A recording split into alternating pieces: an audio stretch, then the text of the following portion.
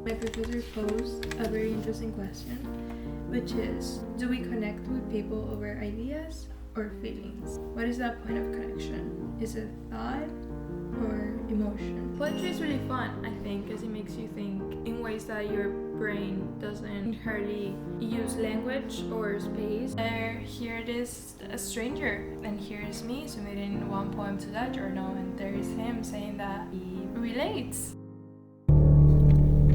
You didn't put. Oh. I'm currently outside of Barnes & Nobles and we're gonna start this vlog right here. It's Sunday. Barnes & Nobles is gonna close in half an hour and I need a book for my literature class this Thursday. I'm really excited for the book that we're gonna read. I don't know much about it. It's just a classic, and my professor said that it was really sad looking on life and travel, but in a sad way, and I just love sad books, so I'm really excited for it. And it's a book in German and I have never read any German literature, so I'm also excited for that. Yeah, so let's just go get the book before they close the store and they hate me for being the last customer in there. So this is gonna be a week in my life in which we become productive and we get everything done and we enjoy the process of it all. So let's go. See the storm set in your eyes, see the thorn twist in your side, in a way for you. I gave up and asked for help because I couldn't find it. It was literally one in front of my face. It was also the only one. I couldn't see it. She makes me wait, in a way for you. It's so fun when you can tell that two people are meeting each other and they're at the bookstore and they're talking about the book, and one of them is trying to recommend one to the other, and at the end they're like, "Why are you gonna buy it? You're gonna buy it." So cool. You reach the shore, you give it all, but I want more, and I'm waiting for you. Why did I just see a group of 20-something kids and they look like they just turned 18, some of them might be 17, and they're like drinking out of tiny bottles, and it's so many of them, and there's like one singular girl in there, and why is it like Sunday 7:53 p.m. and there's like drunk, or at least drinking, teenagers on the parking lot of Barnes & Nobles, and that parking lot is one way only, and I'm parked and there's like an empty spot right next to me, and then there's a car, and I like see them walking when I get out of the store, and I just see like guys. I'm like, ugh, man. And then I realized not even men, boys, and they keep walking. I'm like, they're gonna be on the car that is like near mine. And of course they are. And when they get to a car, there's even more people in their car, so I don't know how they all got there because they do not fit all in one car.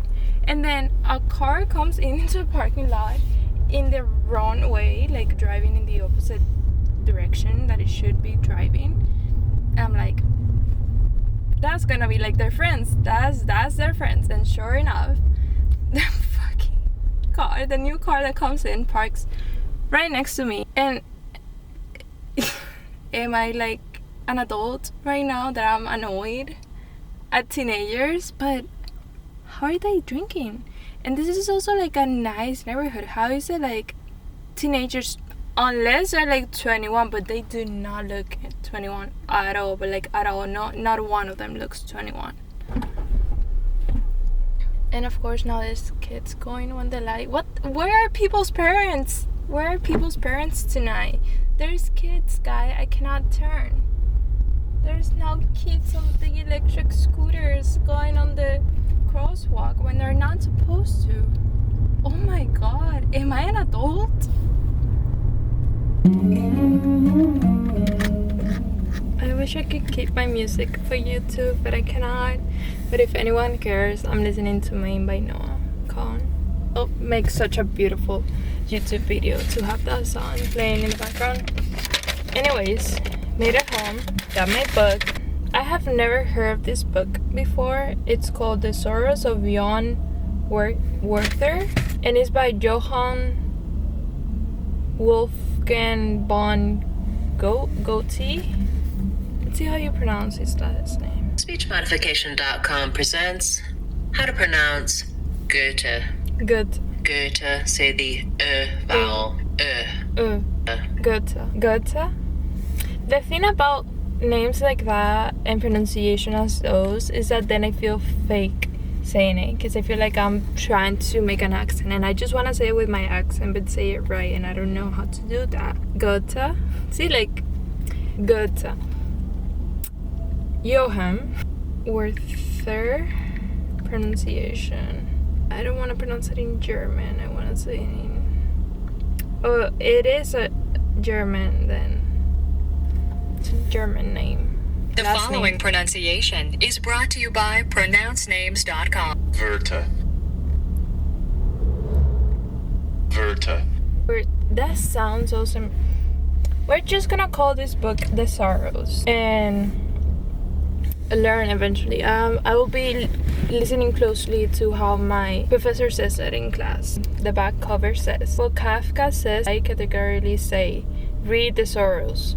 So he loved this book, apparently. Goethe's exploration of the mind of an artist at odds with society is now considered the first great tragic novel of European literature. It is the story of Werther, a sensitive and romantic young man who falls in love with sweet-natured Lotte. Although he realizes that she is to marry another, he is unable to subdue his infatuation, which torments him to the point of despair. The first great confessional novel. Cool, the first great one. I'll look that up. The first great confessional novel, The Sorrows, drew both on Goethe's own unrequired love for Charlotte Bove and on the death of his friends. There's a car making all the noises in the world. Oh my god. I wanna talk about literature. Get out of the parking lot. He's leaving. Or he's not. Criticism and... Thank you. The book was an immediate success, resulting in numerous imitations as well as violent criticism and suppression. Now, let me go off and start on something. I think I might start reading the intro to this book, so next week, meaning tomorrow, I can get into the story right away and know all the background information on the text and the writer and do what a literature student does. I think that's my favorite aspect of literature classes, whenever I get to learn about the writer, the period, the context, the history of that time and of that book. I do truly enjoy the books as well, but the historical aspect to it all I just love so much. With or without you, I can't live. With or without you, you give yourself away. You give yourself away. You give yourself away.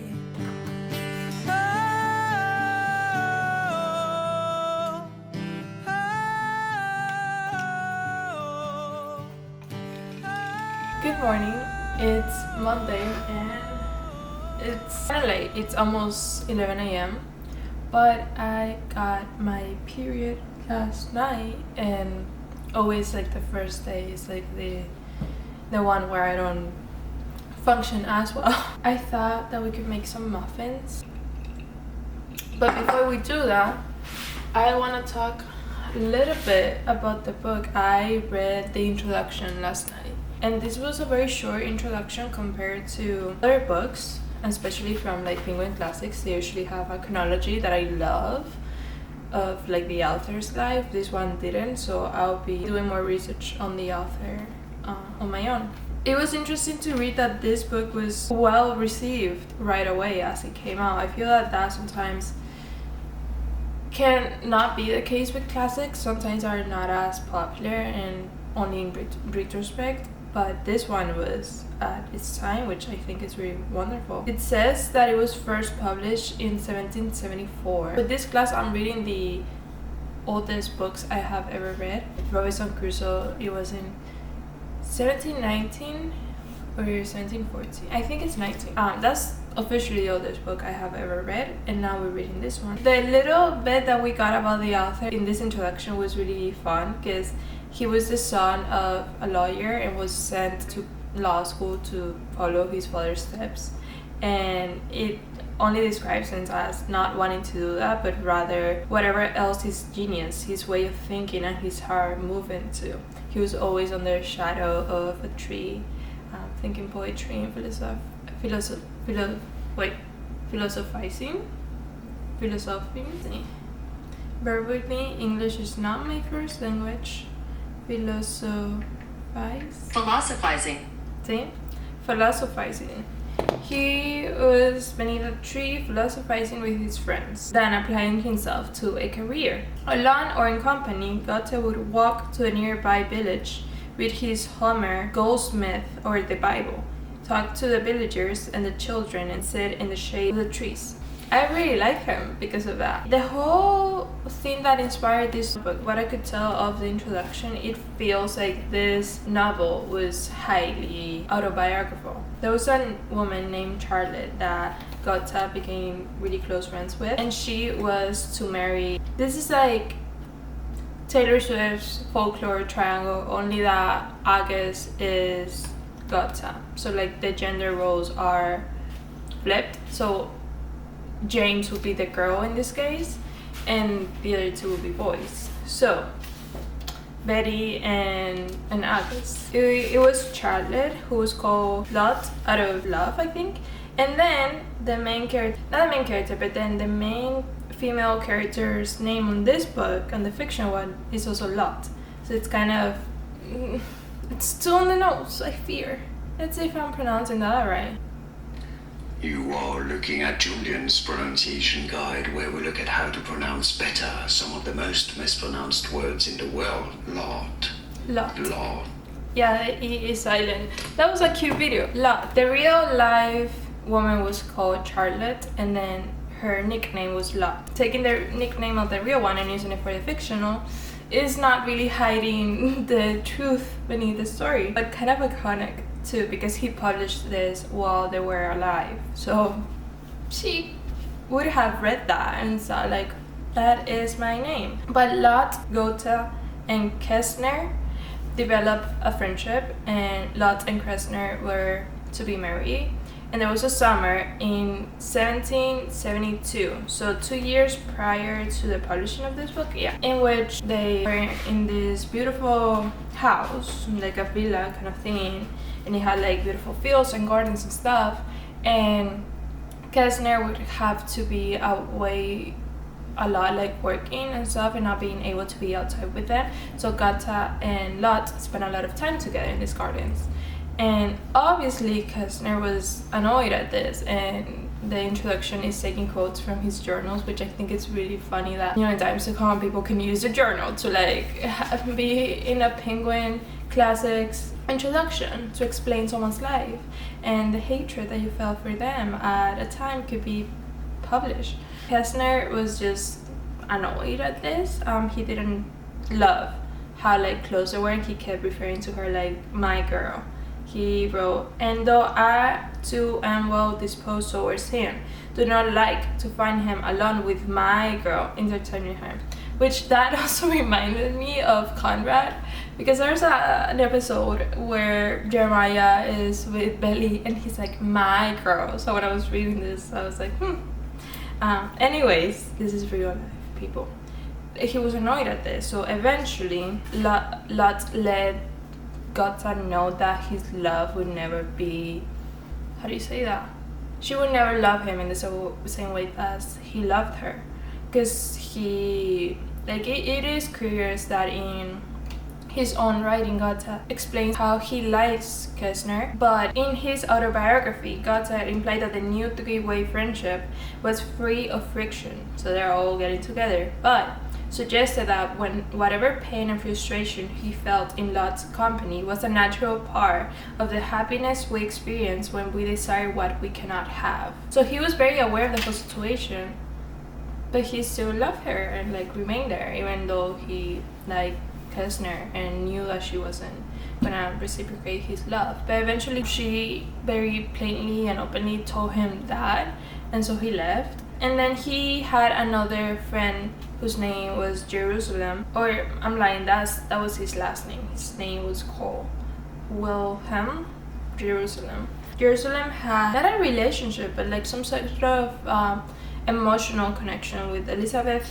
Hurd. She was also married, and he kind of lived like a similar experience as Goethe was living, of being in love with someone with an unrequired love. Eventually he took his life, and that was kind of the final triggering event that led Goethe to write this book. And Kessner, in a letter actually, after this book was published and he read it, said how he felt that in the first part the main character reminded him of Goethe, like it felt like a self-imposition onto his character, and then in the second part of the book it reminds him a lot of Jerusalem. So he kind of mingled all these events that were happening and this heartbreak and this sadness and put it all into one book. Now the thing with this book, and as I make my muffins, I wanna start watching a video that I saw the intro of a few days back when I was looking for information about this book, but then saved it for later because I wanted to kind of get more into the book before I watched that. But now I feel like it'll be a good introduction to go into a book with that, and I'll like link her video. She's a student of comparative literature and I adore her videos. I think she's studying in Vienna and she's a really cool person. I just love her videos, so I'll be watching that and getting more educated on the subject. But it seems as though this book then created kind of a epidemic of people, young people, taking their lives, and it cannot be necessarily trace the connection between the book and those sad events, but there were a lot of times where like someone appear after with a copy of the book in their pocket or making some sort of allusion to the story. So yeah, I don't know much about that. I want to learn more and then I'll let you know what I find. But really interesting, and I think that only goes to prove the power of literature, even when it results in a tragic real life event or events. But it really shows how important books are and how important words are, and really this is just like a physical representation of someone's mind. And it's sad to know it with this context, but it also sparks some sort of knowing that what you do is important kind of thing, especially as a writer and as a reader. So ebenso wenig nach wahren Zwecken handeln, mit people to follow Werther's footsteps.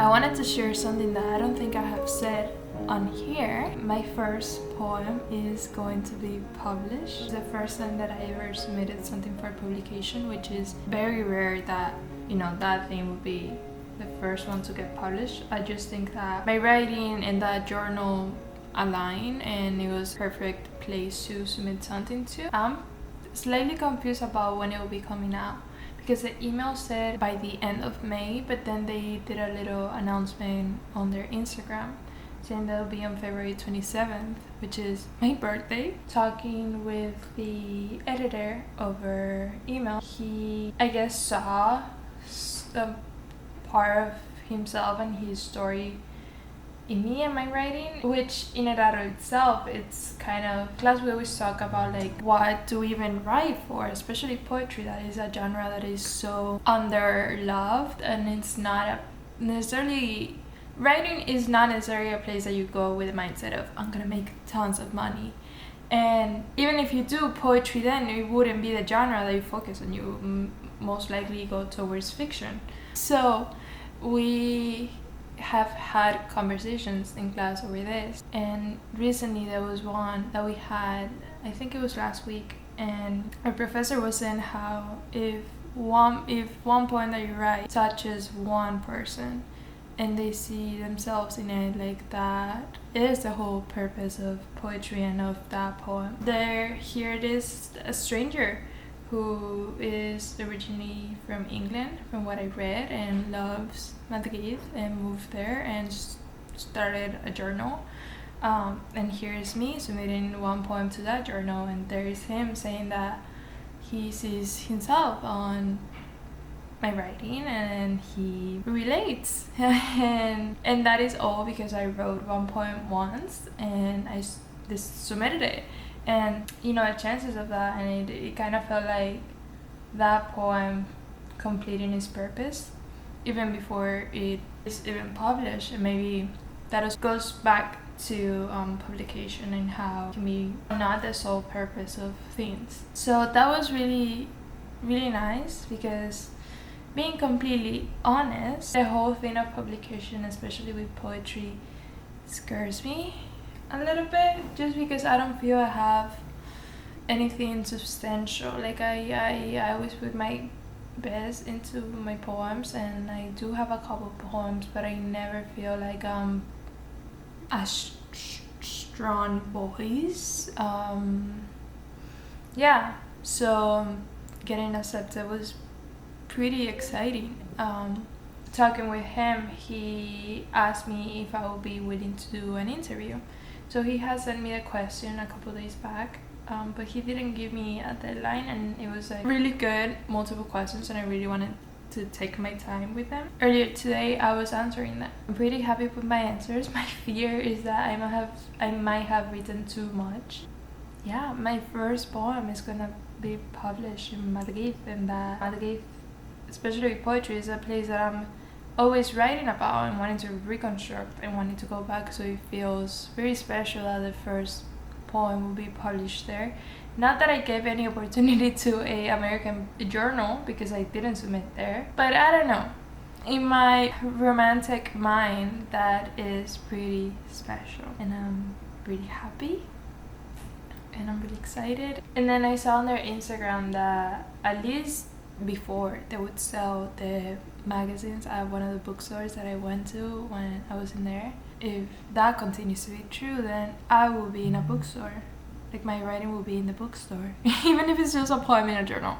But I will be inside of a bookstore in my favorite place in the world, and I have made my way to a bookstore. Like, that is really exciting. I know that it's just a poem, and this is, in the scale of things, not that big of a deal, but this is my first publication, so it's really, really, really exciting for me. Once they told me I got accepted, and my first question after that was like, oh my god, what's gonna be the art piece for the cover, because they have beautiful covers, they have really, really good covers in the past. So I was like, I wish I get a really good one, because obviously I have favorites out of the ones that they have had, and I wanted a really good one. I'm gonna start Sorrows, and I'm really looking forward to it, because so far it sounds like a book that I always feel weird when I say that I enjoy a book when the storyline is tragic, but there's something about, I don't know how to describe this, there's something about, I feel when, how do I put this into words? I feel when people are going, I feel when humans are going through something and they're at that vulnerable state, to be able to capture that and provoke almost like a mirror emotion of I recognize that, I see that. Whenever that happens in a book, in a movie, in some sort of storytelling piece, I connect with it so much, even if it's not me going through that state at the moment. It's just, I find it so, like, that to me is the most masterful thing you could ever do, and I'm just so in awe of it that I admire it so much, and I enjoy books like that because I feel those are the books that maybe make me the most empathic and the most connected to something and to someone. Because there was a person once in the 1774 who published this, and centuries apart I'm reading it and I'm getting moved and in some sort of sense of the emotion. I don't know towards what, but I'm getting affected and changed because of it, and I admire that, and I only really see myself seem to be moved like that by prose that deals with sadness, and I think there's something about that human emotion that really connects us and has a different wavelength. I don't know if that makes sense. When I say that I'm excited to read it, it's because of that, and I hope that makes sense. And I know just the perfect song that I want to be playing.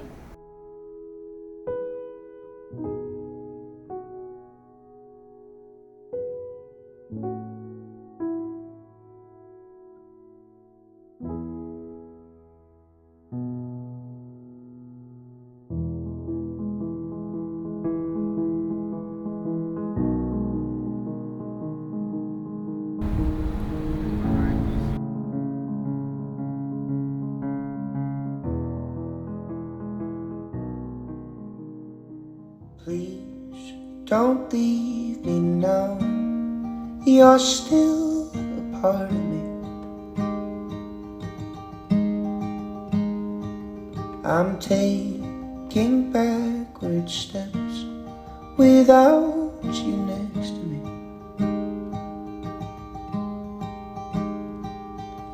Oh, I'm aimless now. That cold is calling me. And I belong to you. You don't belong. Good morning. Let's make a coffee and start the day. I have my poetry class today, and I still need to write my poem, which I hate when this is the case, but I'm feeling pretty good about the concept idea. It's a poem that I needed to do more research on the topic because I didn't know much. I'm writing about bull racing, or is it bullfighting? Actually, I don't. Racing makes no sense. Torería in Spanish. But then there's all this like language concept, steps in the sport I didn't know, and kind of the rules of it and the way that men find to justify torturing a animal. So yesterday night when I got here from Shakespeare, I was researching all of that, the symbolism, the colors that they use for different things, the myths around it. Like, people say that they use red on their, actually don't know how you say that in English, or Spanish. Oh my god, I forgot the word for that. Oh my god, what was it? La muleta, which is the fabric that they use to call upon the bull. And they have two. La muleta is the one that is red, and it's the one that they use for the final part of the whole thing, where they I don't want to use the word sacrifice, but the animal. But they use red, and people used to say, oh, they use red because it, like, the bull can see the color and it angers them. They go towards it. Actually, they do not see red because they have a kind of vision that only sees between blue and yellow/green. They don't perceive the other color, so they don't even see red. So rather, that color is for the audience, which is, they doing the excuse of like, oh, we're like attracting an animal with this, and really it's like the animals on the stands is the ones that you're attracting with that color. But I didn't know those things. So yesterday I was reading about it, taking a lot of notes. So now I can sit down and start writing. I already have, the reason why I'm feeling more confident with this poem is because I already have the idea of what I want to say, the order in which I want to say, the place where I want it to take place, and the way that I want to introduce the subject. Just because of that I feel better, but I don't like that it's almost 8 a.m. I have my class at 5 and I'm just about to start writing. That is not great, but I had a busy week, so let's work with that because that's all we have. Also, I should say that I'm taking the Shakespeare, I forgot my coaster. The Shakespeare class that I'm taking is adapting Shakespeare, so we're reading plays and then we're reading theory of adaptation, and then we're looking at adaptations that other people have made, either through film or different media. And so for our final project, we are supposed to pick a play. We're not using the class. I picked A Midsummer's Night's Dream. I think I was talking about that before here. It's too early, I cannot remember. Then we needed to pick a adaptation and kind of analyze the choices that was making. But I asked my professor if I could do a creative final project as a creative writing student because this is a literature class, and he said yes. The only thing is that I would need to add that literary analysis, but I'll be writing my own adaptation of the play, and I was drafting a story, and that's what I was doing yesterday at the bookstore. Mainly I was drafting the idea for a story, but I think I want to make a different blog of a writing blog like I made it once for one of my stories. Just share the writing process because I think it will be really exciting, and I have never adapted anything, so it will be like a completely new realm of writing. But I'm really excited about that. I am really excited to make a vision board, playlist, get to meet the characters because I gave them name and I already imagined who they are, but meet them more in depth and film the whole process. But now let's go to poetry land, as my professor calls it.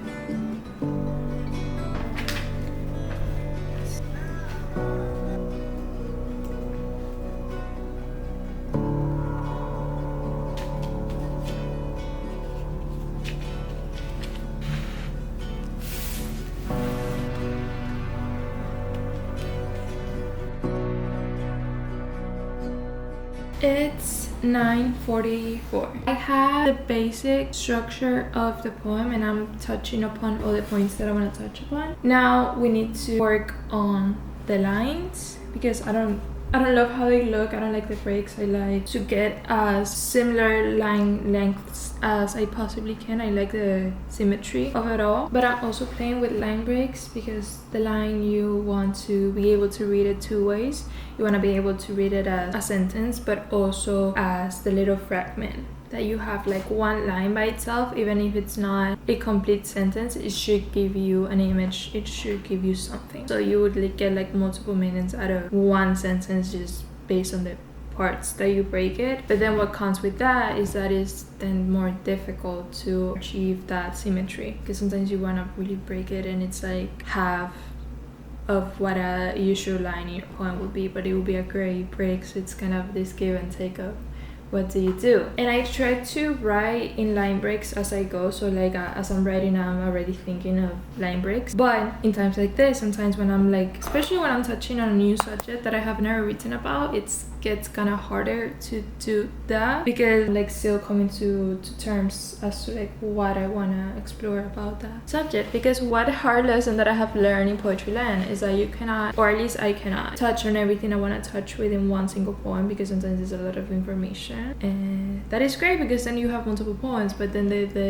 overachiever in me wants to say everything I want to say within that one poem, and it gets hard. I thought I would show you my writing process of poetry. Usually, once again, I'm writing about bullfighting. What I like to do is that I do research and just write out everything, even if I won't use it. I just like to have the information accessible to me. So I went on with a lot of detailing about certain parts of bullfighting that don't even make it into a poem, but once again, it helps me understand it. And I think I'm that kind of writer with any kind of genre, even with fiction too. For example, my debut novel has to do with F1.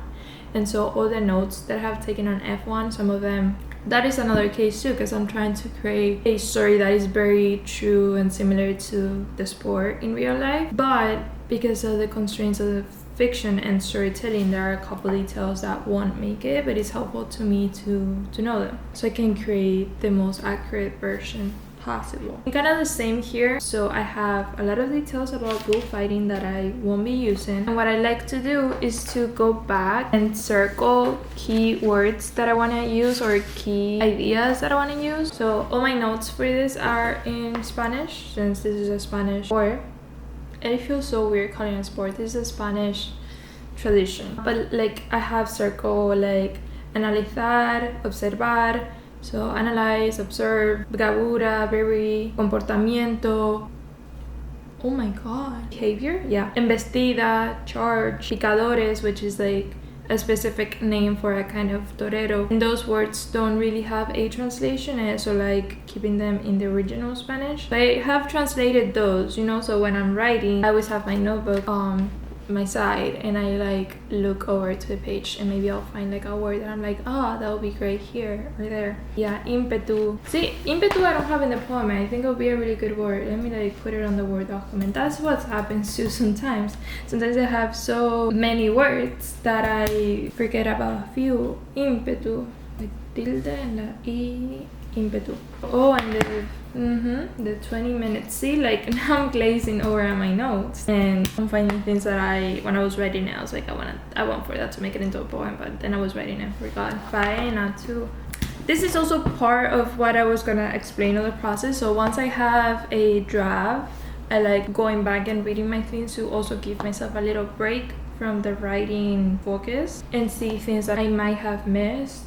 I also have, in this case, my copy of The Sun Also Rises by Ernest Hemingway. This is one of my favorite books, one of my favorite novels, and it to me is really interesting that there's him in his house. I bought it at his house in QS, and I just love getting his books over there and getting the little like, I got it at your house. And this book, I think is really interesting that it's one of my favorites because it has to do with bull racing, and once again, I don't like that. I wish it was abolished. I don't like it. But his writing in here and the perspective of the main character who enjoys it, and Hemingway himself enjoyed it, made me understand why people enjoy it. I still don't like it, but there was something about me prior to reading this book that didn't understand the reason why. I just didn't click in my head. I was like, people are just insane. I don't understand how this can make sense to someone. To have a writer write about something that I hate and made me understand it, I think it's such a accomplishment. Not because of me, just because of everyone. If you have the power in your words to tell someone about something that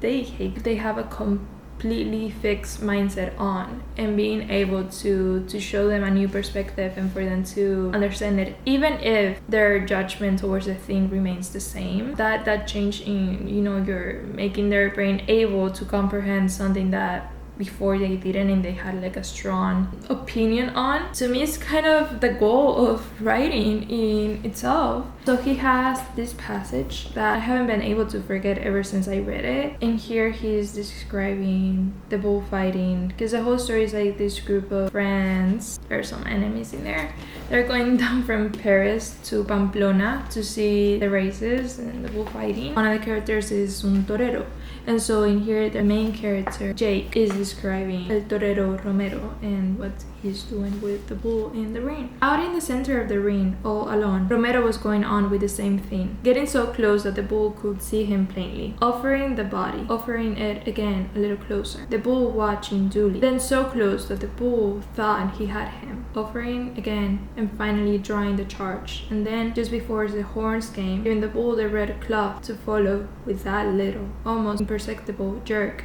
The idea of offering was something that never crossed my mind when I was thinking of bullfighting, because I still see it as something completely evil and horrible and kind of taking advantage of the bull and the process that you use to bring him down, because it's not Like it's like a slow killing. And so the idea of like El Torero offering the body was completely new to me. I didn't ever see it as such, and that has stayed with me for a long time, because it's also like it says that when you put the sword through it is the time and the instant when you and the bull are one, and you become one, you become the same, you become the other, and then the figure breaks once you separate. And that almost more spiritual lens on it, again, not one that I agree with, but one that I'm able to understand. It's something that has stuck with me ever since. I think it's a very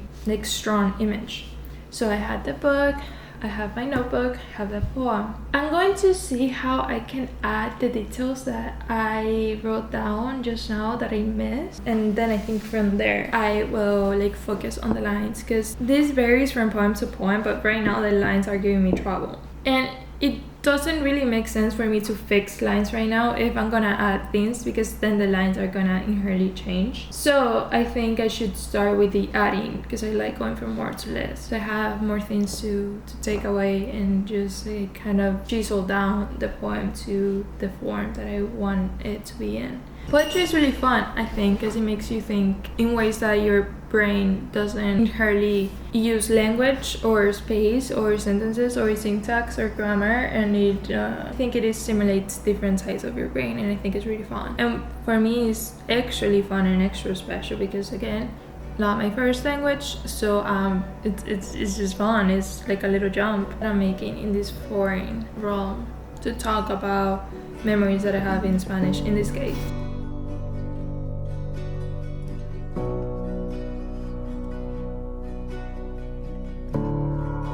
I ironed the shirt that I had on before. It's a beautiful shirt and I love it and I really like it and I love the color, I love the cut, I love everything. But there's something about your favorite sweater that just cannot beat. And like, you know when you have an outfit, like you have your favorite items and then you put them all together and they look good together, like favorite sweater, favorite pants, favorite ballerinas, like favorite everything, and I'm so comfy and chic. I think it's not that cold outside for me to wear this, but then inside of my classes it is. So that's the other thing too, because I might get a little cold with the other shirt once I'm in class. Miami weather is just weird with outside versus indoors weather because they put the AC so cold. If we were going for cuteness, I would wear this bag. This is just, you know, this is cute. But maybe I should get my laptop off though. When do I really use my laptop too? I think I'm having with a poem. I don't think I would change it. I think we can do this. I think this is very poet-like, because that's the other thing. I have the poetry class right now, and if I read my poem, I'll have a safety sweater. I get so nervous about reading still, and my biggest fear, and I never read up at a open mic because I'm just terrified. People are really nice always, even like, because I experienced that even when I cannot really like hear someone, or I even don't really like the poem, I still like clap for them and I'm nice. And I know that people are, but I just like, ugh, I get like shaked up even like thinking about it. I'm nervous. But I used to get like this to speaking on the camera, and now I don't. So maybe it's just practice and exposition, but I'm just terrified of it. So for now, we're just gonna dress cute, mask it all off, and avoid reading in public until eventually we're like forced to, because that's one of the final things that we do in the program. Do you have a alumni reading at the local bookstore, the ones that I love, Books and Books, always there, love the bunch of events. A lot of people go to the alumni readings where you would like be reading, but we're not doing that for another year. So let's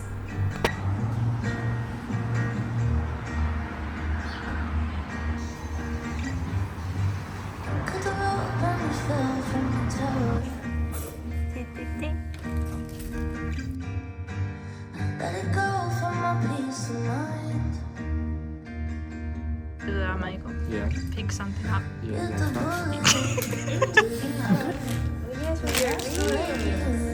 Oh, is it working? Is it nice?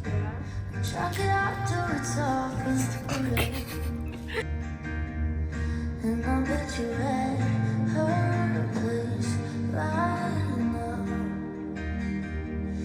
taking off your shoes. She's lying down.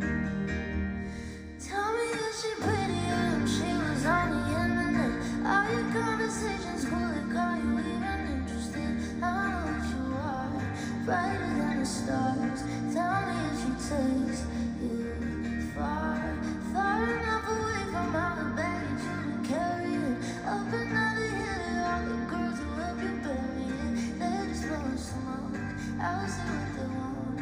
I know everything they've done. I had a travel literature class today.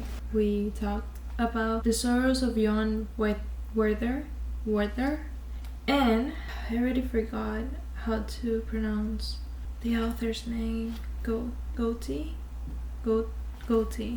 and then I also learned that the one that was calling Lot, because her name is Charlotte, it's actually pronounced Lottie too. Lotte, I think it was Lotte.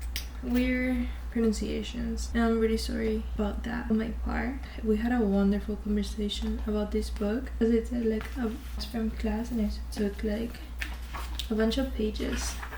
I love literature classes and getting to be immersed into a time and a place that more often than not it's like new to me. And my professor posed a very interesting question, which is, do we connect with people over ideas or feelings? What is that point of connection? Is it thought or emotion? I loved that question. Like, when he said, I was like, that is such a good question.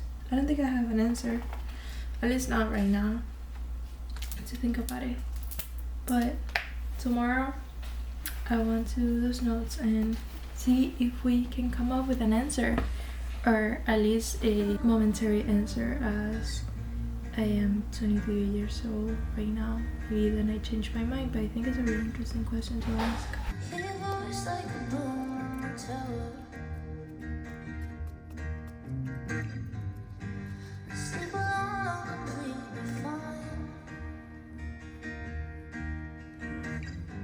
And you look stupid going out.